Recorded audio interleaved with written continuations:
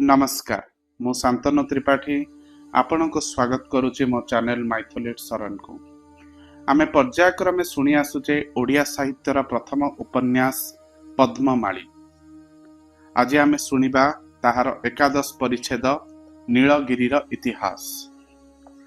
आंभ मानकर आख्यायिकारे आउ अधिक अग्रसर हेबा पूर्वरु नीलगिरीर इतिहास 2 पृष्ठा लेउटाई देखिबार आवश्यक हेउअछि। 1832 ख्रीष्टाब्द राजा गोविंद चंद्र मर्दराज हरिचंदन 3 विधवा राणी और 2 नाबालक पुत्र रखी स्वर्गारोहण करथिले। कनिष्ठा राणी चित्रदेवी मधुसूदन पट्टनायकर कन्या थिले और ताहांक गर्भरे राजांकर 2 पुत्र जन्मग्रहण करथिले। एई 2 पुत्रंक मध्यरु ज्येष्ठ राजा कृष्णचंद्र मर्दराज हरिचंदन नीलगिरीर वर्तमान शासनकर्ता।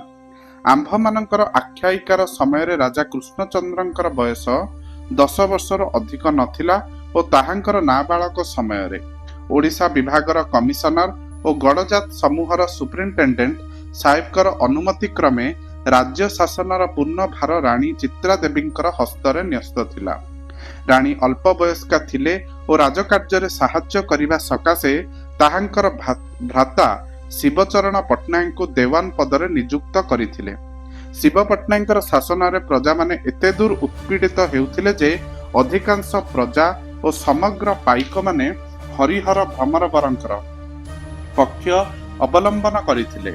नीलगिरीर राज्य शासन नै नीलगिरीर प्रजा मानकर विशृंखलता जेतेबेले एक शेष लाभ करिथिला, कमिशनर साहेब नीलगिरी जिबार आवश्यक हेबारु से जाय राणी पक्षरे 10 जन सुद्धा पाइक थिबार देखिले नाही। हरिबाबू नीलगिरी राज्यर सिंहासन प्रत्याशी थिले। नीलगिरीर राजवंश सहित ताहांकर संबंध केते दूर घनिष्ठ थिला ताहा इतिहास रु मिलु नाही, किंतु से उपयुक्त अदालत रे मोकदमा करी और निज बाहुबल द्वारा नीलगिरी राज्य अधिकार करिबाकू चेष्टा करिथिले हें उभयतः व्यर्थ मनोरथ होइथिले।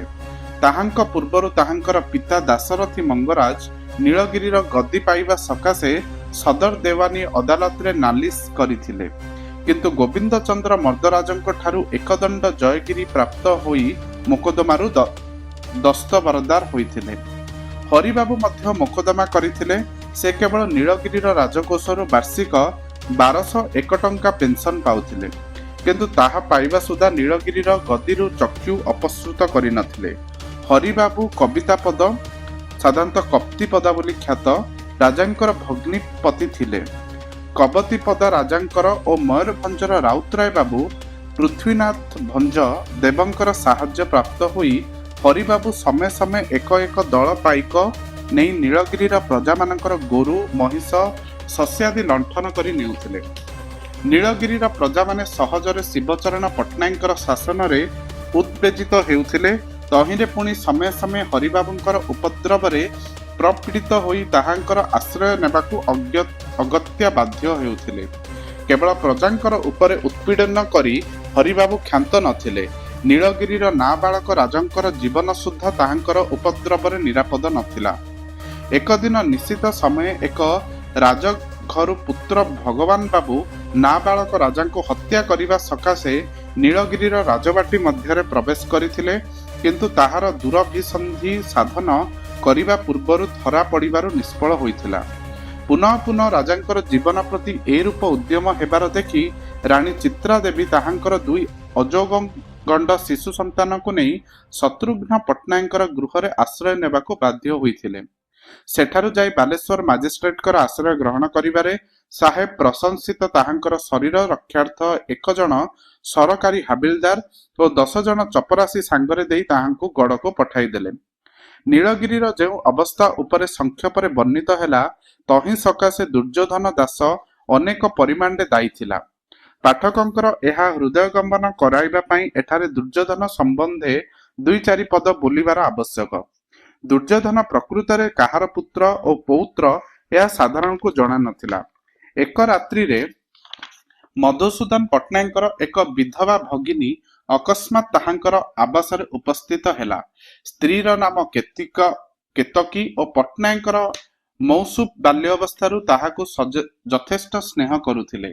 କେତକୀ ପଟ୍ଟନାୟକଙ୍କର ଗୃହରେ ଉପସ୍ଥିତ ହୋଇ ସେଇ ରାତ୍ରିରେ ଏକ ପୁତ୍ର ସନ୍ତାନ ପ୍ରସବ କରି କାଳଗ୍ରାସେ ପତିତ ହେଲା।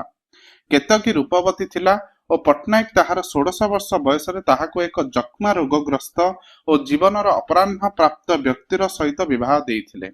ତହିଁର ପରିଣାମ ଏହି ହେଲା ଯେ କେତକୀ ଶ୍ୱଶୁରାଳୟକୁ ଯିବାର 6 ମାସ ଉତ୍ତାରୁ ବିଧବା ହେଲା।